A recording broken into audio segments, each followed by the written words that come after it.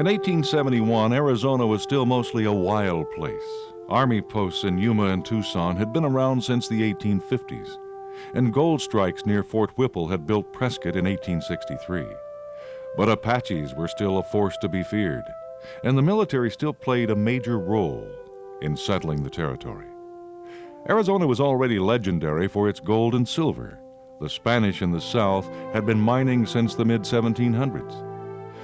But the work was difficult, and because of the Apaches, very dangerous. So large-scale mining didn't take hold in Arizona until after the Civil War, when it could be done under U.S. cavalry protection. The Army was building a military road north of Queen Creek in 1871 when a soldier named Sullivan found some unusual nuggets. The black mineral in them was heavy and soft. Sullivan kept his discovery to himself until he was mustered out of the Army and working on the ranch of Charles Mason in the Gila Valley. He showed the nuggets to Mason but wouldn't say exactly where he got them. Then Sullivan disappeared without a word. After 3 years, he was thought to have been lost or killed. Along with some ranching friends, Mason decided to find Sullivan's discovery. In their search, the group located 2 promising sites, one of which they named the Globe, and soon began to work. They named the other site the Silver Queen, but didn't file a claim on it. In 1875, a second expedition was hauling ore from the Globe back to Florence when they stumbled across some pebbles like Sullivan had found. Tracing the likely source up the ravine, they located the site, which would become the Silver King mine. On March 22, 1875, the miners staked out the Silver King and the Silver Queen claims and organized the Pioneer Mining District. A merchant from San Francisco named Hastings built a mill on the creek in the old military camp at the foot of Picket Post Mountain. Hastings Mill would become the nucleus of a town known as Pinal. Word got out, and the boom was on.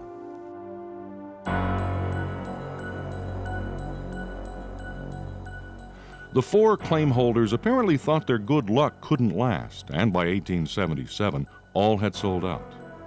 They had guessed wrong. In the next 9 years, over $6 million worth of ore came out of the Silver King. Much of the ore was hauled overland to Yuma, where it went by boat down the Sea of Cortez, then back up the California coast to the smelters. After May of 1879, that journey was shortened when the eastbound Southern Pacific was completed to Yuma. For a while, the Silver Queen also yielded rich ore, but as the shaft went deeper, the silver became more and more mixed with copper, making it harder to process. A separate mining camp had grown up nearby, which soon became a town known as Queen. But by 1882, there wasn't enough ore to keep the mills open. The Queen post office closed after just 4 months, and Hastings pulled out just in time for new maps of the district to name the place after him. After 1887, the Silver King was no longer profitable either, and in 1891, the mine closed. Over the next 5 years, both mines saw some intermittent activity, but the town of Pinal withered and died. A level boss at the Silver King, an Englishman named George Lobb, stayed in the area and relocated 2 old Silver Queen claims in 1897. He named it the Golden Eagle Group. It only lasted a year. But Lobb's work had kept the town of Hastings alive. He built a general store and lived in the back with his family. In 1902, the Golden Eagle Group had attracted the attention of some Michigan investors who organized the Lake Superior and Arizona Mining Company. They were looking at the area's copper deposits. Lobb sold his interest to LS&A, laid out the town site, and, when the population grew enough, became the town's first postmaster. The Hastings name was dropped in favor of the area's principal employer, and the town became known officially as Superior on December 29, 1902. Superior grew slowly and steadily with the new operators, but they had their troubles too. The Depression of 1907 closed the old Silver Queen mine, which the group had leased only a year before. The future of Superior didn't look very bright. Just to the east of town, a mining entrepreneur named William Boyce Thompson was redeveloping the Inspiration Mine in the Globe District. Like LS&A, Thompson was looking for copper. When he was sure that inspiration would be self-sustaining, he sent two of his engineers looking for other properties. In 1909, they analyzed the old Silver Queen's dump and, with the help of a third consultant, decided the mine was worth developing.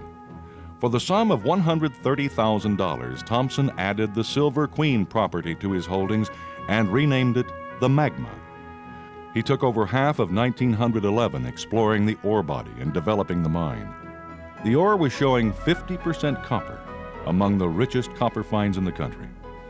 By 1912, Thompson felt confident enough in the Magma mine to buy nearby claims and build several buildings, including an office, assay shop, living quarters for the mining crew, a dining hall, a blacksmith shop, and changing rooms at the mine entrance. By the end of the year, a power plant was completed and a hoist installed where the vertical and horizontal shafts met. In 1913, power lines reached Superior from the new Roosevelt Dam 25 miles away. When it did, the motors, pumps, hoists, and other machinery were already in place. The company built a 150-ton concentration mill on the premises, supplied by an aerial tramway at the mine entrance. The concentrator began processing ore in the spring of 1914, but hauling concentrates was still very expensive. The nearest railroad was still 50 miles away in Florence. So the company decided to build their own narrow-gauge railroad. Construction began in November of 1914 and was completed in May of the next year. Concentrates would be taken 50 miles to a new smelter in Hayden. Events in Europe would accelerate the pace of development of the mine, the railroad, and the town. When war was declared, copper became a vital war material. By May of 1917, a fourth locomotive was added. The heightened wartime activity had transformed Superior, and prosperity improved the lives and working conditions of the miners. By war's end, there were many wooden and adobe structures, including hotels, stores, restaurants, and many residences. Magma had built a frame hospital and a clubhouse for recreation, with a swimming pool, bathhouses, and tennis court. At the close of 1922, ore reserves were estimated to be over 1.5 million tons. Such volume made smelting on premises an attractive idea. But a narrow-gauge railroad couldn't haul the steel girders needed for smelter construction. Conversion to standard gauge would be necessary. By February of 1923, after nearly a year of construction, the new railroad was operating with 2 locomotives. A little gasoline-powered rail bus was added to help handle passenger traffic. Colonel Thompson built a winter home among the spectacular rock formations in Queen Creek Canyon. Soon after the new railroad track was completed, work began on the smelter.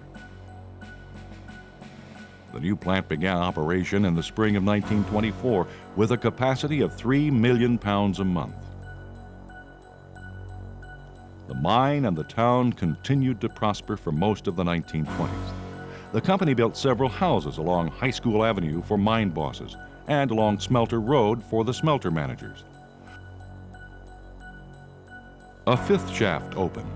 Magma built a new brick hospital with rooms for patients and living quarters for nurses. But good times never last.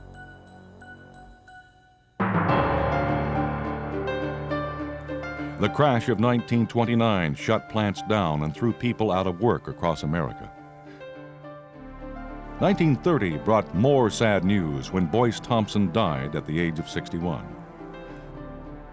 Copper prices steadily declined and the company could barely pay its own way. But Magma stayed open. By reducing hours and production, Magma was able to keep workers employed, their families fed, and the town alive.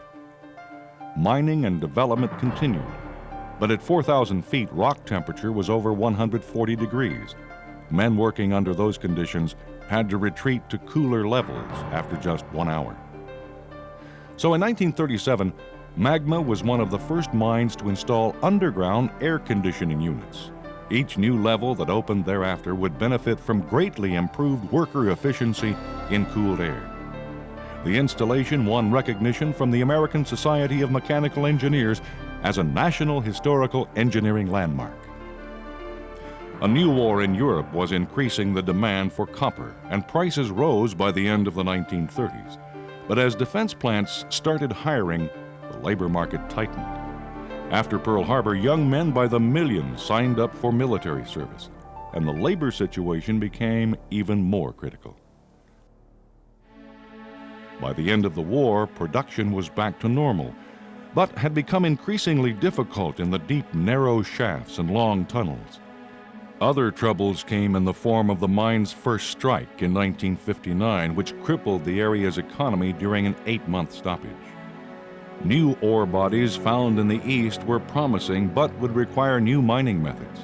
In 1967, these new areas were estimated to hold more ore reserves than at any time in the mine's history. But the mine's second labor strike would delay development. The projected increase in output would mean that many of the mine's operations would have to be upgraded. To begin with, the old steam engines weren't up to the task. By the end of the decade, they began to be replaced by more powerful diesels. In 1971, the antiquated smelter would be shut down for good. Ore concentrates would be shipped to Magma's newer, more efficient smelter at San Manuel. In 1973, mill capacity was expanded to 3,500 tons per day. A new larger capacity shaft was commissioned. A new tunnel now took ore to the concentrator. And Newmont Mining Company, longtime minority shareholders, assumed controlling interest in Magma. By 1982, the population was a respectable 6,200. But low copper prices would again bring Superior's growth to a halt. Magma was forced to shut down, and over 1,000 miners were laid off.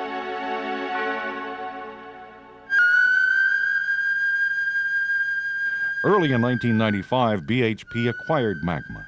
Over the next year, enough drilling was done to define a potential ore reserve, and its discovery was announced in 1998. The magma veins that were first proven in 1910 had run out.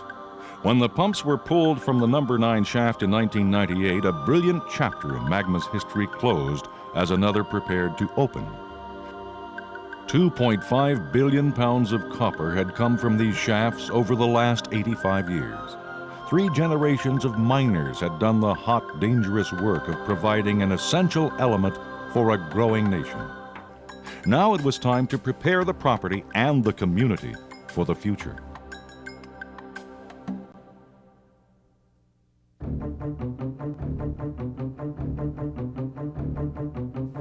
In August of 1999, BHP announced its Property Improvement Program, a plan to remove some of the old deteriorating structures. No one can say when copper mining will return to the Superior area, just as at the end of the last century, no one could have predicted that copper would replace silver as the area's main source of wealth. Over a century and a quarter ago, a few pebbles led one man to believe there might be something in these hills worth coming back for someday. There might still